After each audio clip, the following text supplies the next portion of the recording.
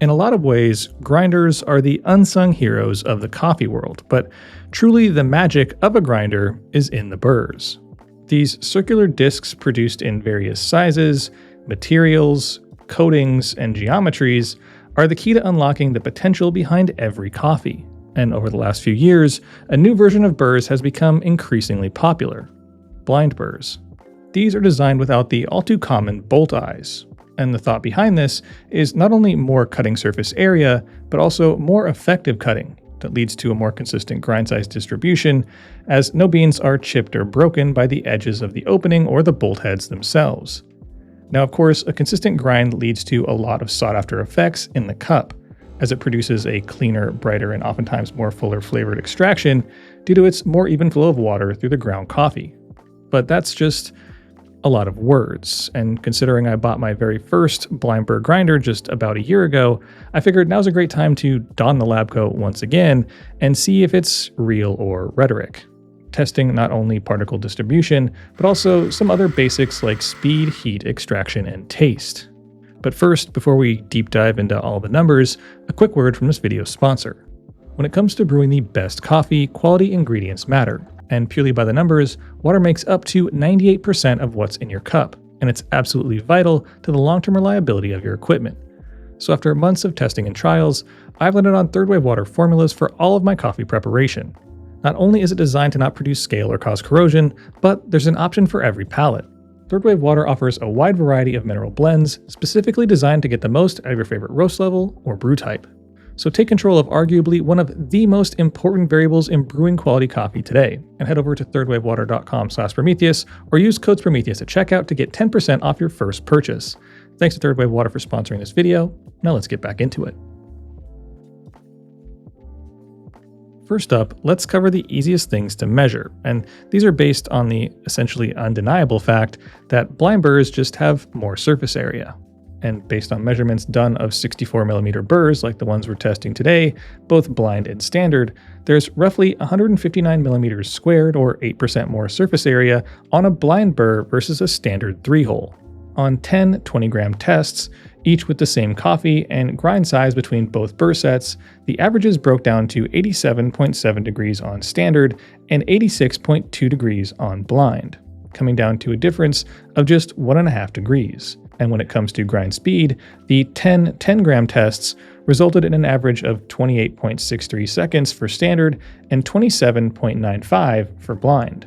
So I think it would be fair to say, in terms of both heat and speed, the differences between these two burr sets is negligible at best, and likely would fall either within human error or margin of error. The main claim between blind versus standard burrs is a more narrow particle distribution, which to review essentially means that when you grind a dose of coffee, the majority or a larger portion of that dose is going to be a more uniform size or fall within a more uniform range. So for this test, I again used my Zerno Z1 with the medium feed rate auger and 2 sets of the SSP multi-purpose unimodal burrs in both blind and standard, which are fully cleaned and zeroed prior to each test. And to test the particle distribution of each sample, I used the D-Fluid Omni. I then ground and tested 10 samples on the same grind setting for both espresso and filter, and the results, at least depending on your coffee nerddom, were interesting. Now, there is a lot to look at here, so let's cover what each of these columns mean and then go over the overall takeaway from the numbers. So starting on the left, we have the test number, then the median micron size of the tested sample, the standard variant, which gives a value to the uniformity of the sample, meaning the smaller the number, the more uniform the sample. And lastly, the ratio, which is the percentage of the sample that sits within the same range, i.e. uniformity. So with all that in mind, we can see here that in terms of espresso, the blind burrs do outperform the standard set where it matters. They did produce a similar median grind size with an average difference of 7 microns, which for reference is significantly thinner than a human hair. But very clearly, a more consistent grind comes from the blind burrs with a significantly lower average standard variant, as well as a 9% higher ratio per sample.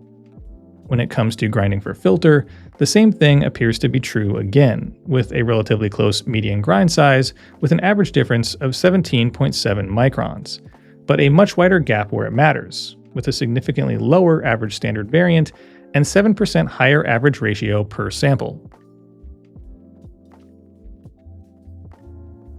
But of course, the data is really just one part of this and leads you to the next obvious question is how do these results from these tests translate into extraction and most importantly, taste?